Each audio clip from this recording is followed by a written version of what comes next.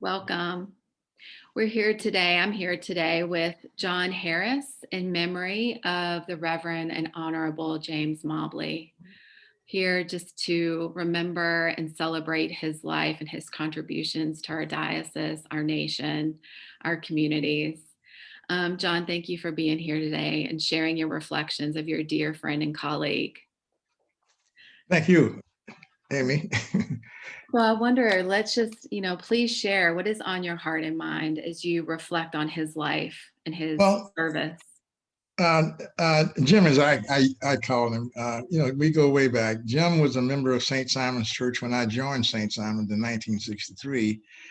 And in the 70s, around 1970, I became the campaign manager for the Jim Lowry for mayor ticket. And Jim was part of that ticket. Matter of fact, Jim was also on that ticket as the president of city council. So that was our first really engagement in the community as a result of that.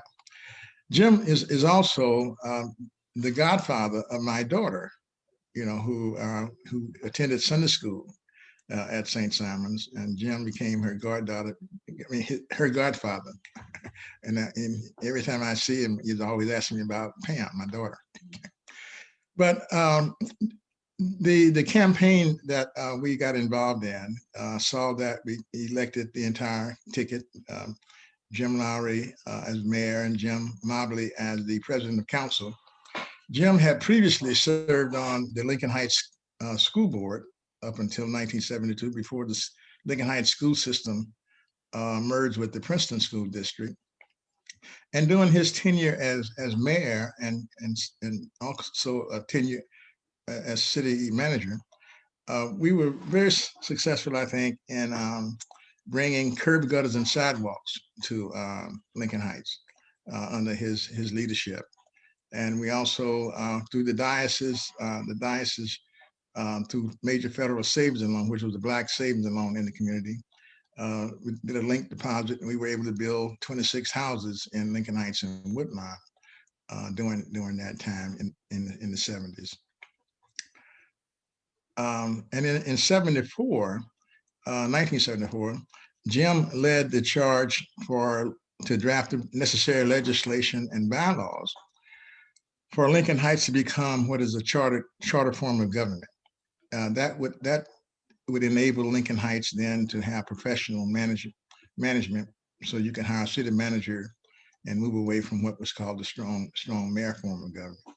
So he was a very astute legislator, and he taught me a lot about how to draft legislation. So I learned a lot from Jim. He was my mentor, both personally and professionally, and always big-hearted in the community. Love Lincoln Heights people.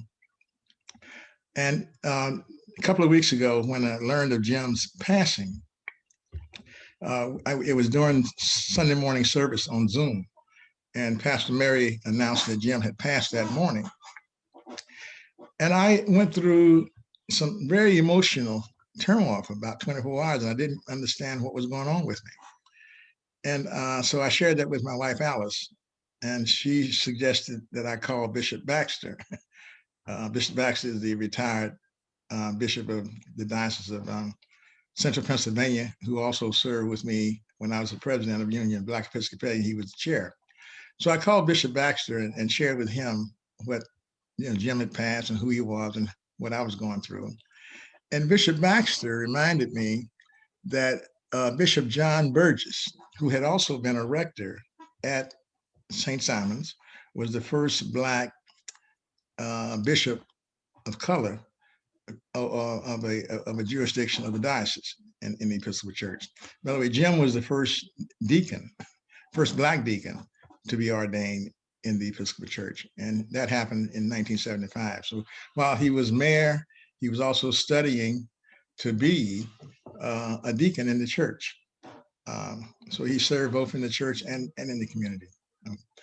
But my experience on learning about his passing, as I mentioned, was very, I won't say traumatic, but I was going through a lot of emotional that I couldn't explain.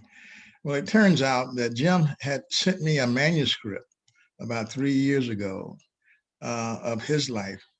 And in that manuscript, there was a lot of anger. And I shared that with Bishop Baxter. And Bishop Baxter said, well, you know, Bishop Burgess in his book, Black Gospel, White Church, used the phrase righteous indignation. And righteous indignation is anger for the right reason. You know, in the Bible, you know, anger is a sin. But when a person has anger because of injustice and oppression and